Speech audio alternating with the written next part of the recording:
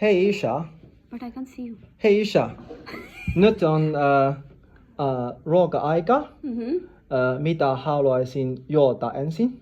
Mä haluan lassi maitoa ja lassi vettä. Joo. Ja mä katson ruokalistassa.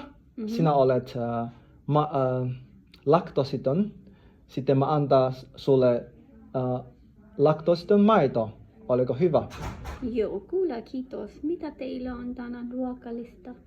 Ja tänään meillä on kana ja riisi. Jos ei halua riisi, mä voi vaihtaa perunoita sitten.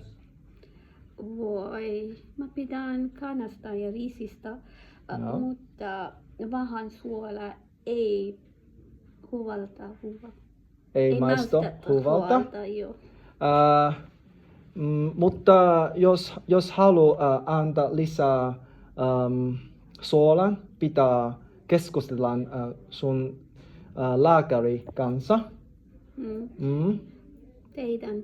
Voisitko antaa mua vähän eri maustetta? Joo, saa. Mä otan sinulle.